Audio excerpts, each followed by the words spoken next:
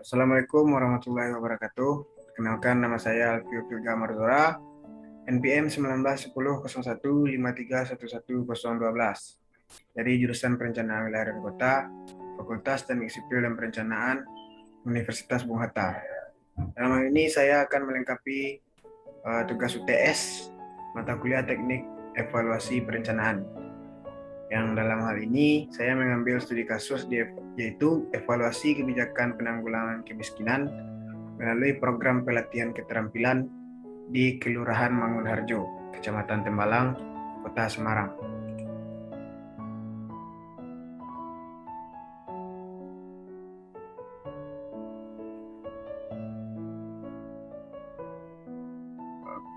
Kemiskinan merupakan permasalahan yang tidak dapat dilepaskan dari kehidupan bangsa Indonesia. Pemerintah Kota Semarang mengeluarkan Peraturan Daerah Kota Semarang Nomor 4 Tahun 2008 tentang penanggulangan kemiskinan di Kota Semarang. Yang salah satu program penanggulangan kemiskinan tersebut yaitu pelatihan keterampilan. Kelurahan Mangunharjo merupakan salah satu kelurahan sasaran program pelatihan keterampilan dengan jumlah warga miskin yang mengalami penurunan. Pemerintah Kota Semarang mengupayakan percepatan penanggulangan kemiskinan mengingat tingginya angka kemiskinan di Kota Semarang pada tahun 2014-2015.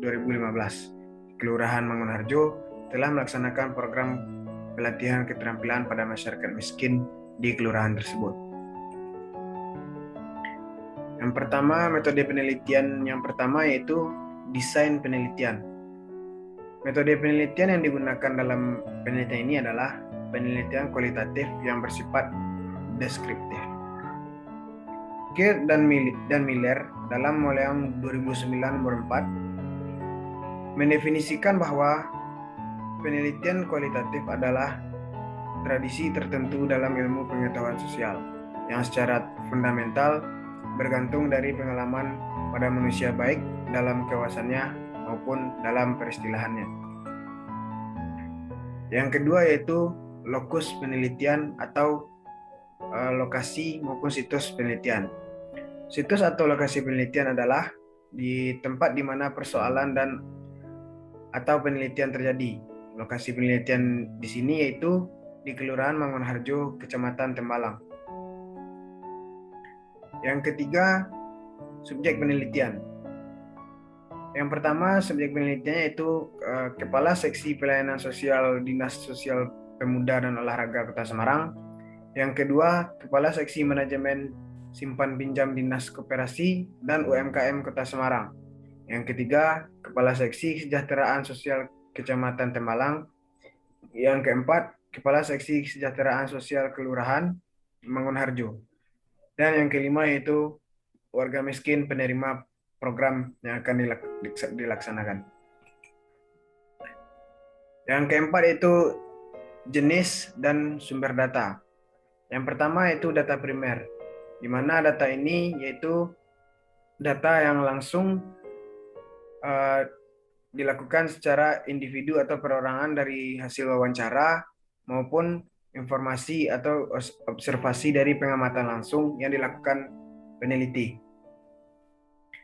Data sekunder yang terkait dengan suatu peristiwa yang sudah ada sebelumnya yang diperoleh melalui dokumen-dokumen, laporan hasil penelitian, artikel-artikel, serta bentuk-bentuk yang dapat memberikan informasi lebih dalam. Yang kelima itu teknik pengumpulan data. Yang pertama, teknik interview atau wawancara. Teknik pengumpulan data yang dilakukan dengan tanya jawab secara langsung dengan narasumber. Yang kedua, dokumentasi, metode yang sangat penting karena tidak semua data terdapat di lapangan, maka terlebih dahulu melalui dokumen, buku, serta notulen rapat. Yang ketiga itu observasi, pengumpulan data melalui pengamatan secara langsung terhadap objek penelitian guna memperoleh gambaran yang lebih jelas. Yang keenam adalah analisis data. Analisis data menurut Bognan dan Bigland merupakan upaya yang dilakukan dengan jalan bekerja dengan data, mengorganisasikan data, memilah-milahnya dengan satuan yang dapat dikelola, Mencari dan menemukan pola, menemukan yang penting dan apa yang dipelajari. Yang ketujuh, kuantitas data. Teknik yang digunakan untuk menguji keabsahan adalah teknik triangulasi data. Teknik ini merupakan teknik pemeriksaan data untuk keperluan pengecekan apakah proses dan hasil sudah dapat dipahami oleh peneliti berdasarkan apa yang disampaikan informan maupun keadaan langsung di lapangan. Peneliti mengumpulkan data dengan menggabungkan wawancara mendalam, observasi tidak terstruktur, dan dokumentasi dari data laporan Kelurahan Mangunharjo. Selanjutnya adalah pembahasan. Yang pertama, hasil evaluasi kebijakan penanggulangan kemiskinan melalui program pelatihan keterampilan di Kelurahan Mangunharjo di Kecamatan Tembalang, Kota Semarang. Yang pertama yaitu efektivitas, yang kedua kecukupan, yang ketiga pemerataan, yang keempat responsivitas, dan yang kelima ketepatan.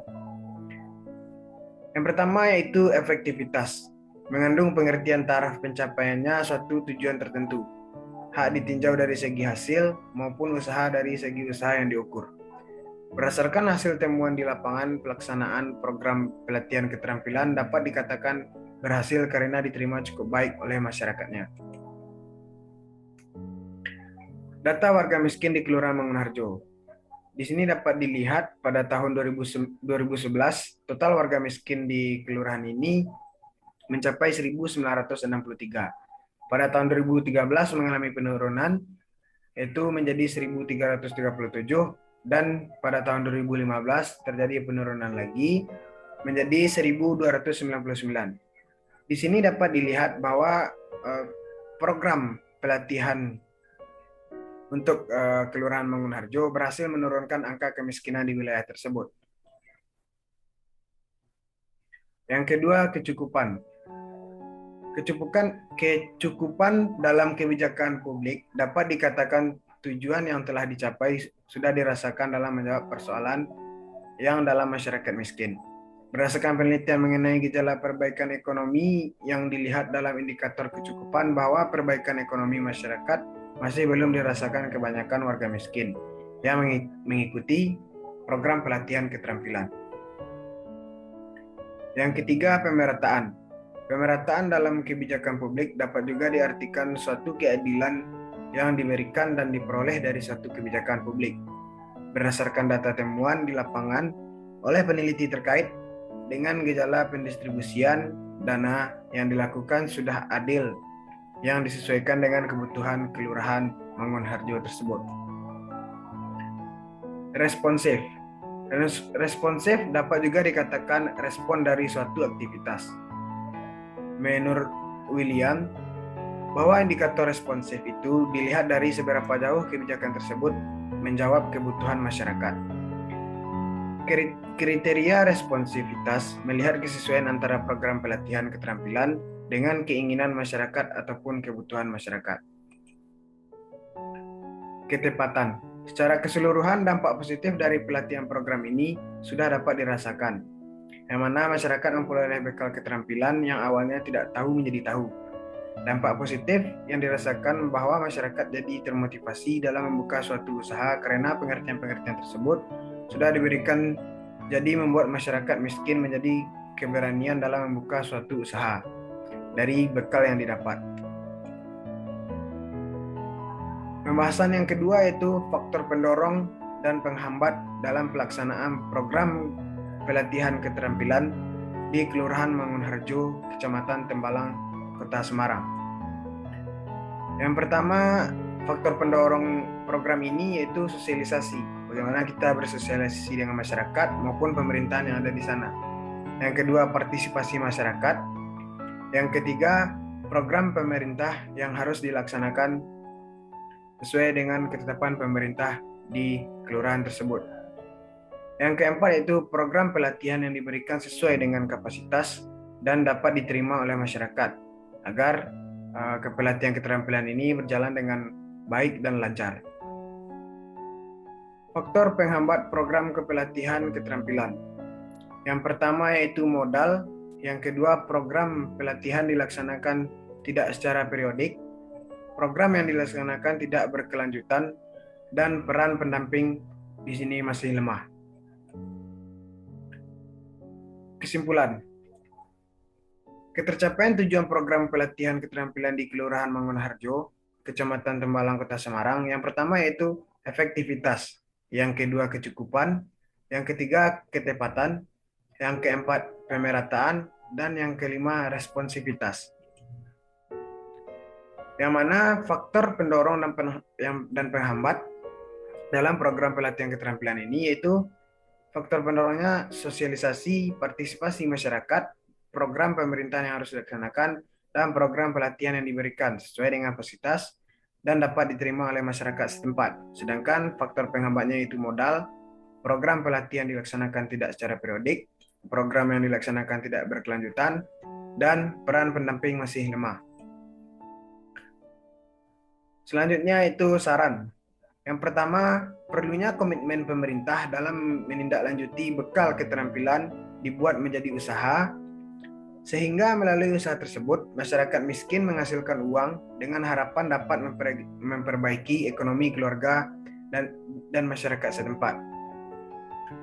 Mengajak masyarakat yang tingkat ekonominya menengah ke atas untuk berpartisipasi dalam peminjaman modal dengan cara pembuatan aplikasi startup investasi.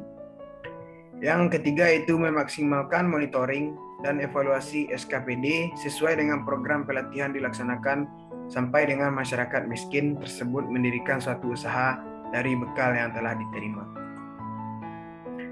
Sekian dari saya. Mohon maaf. Terima kasih. Assalamualaikum warahmatullahi wabarakatuh.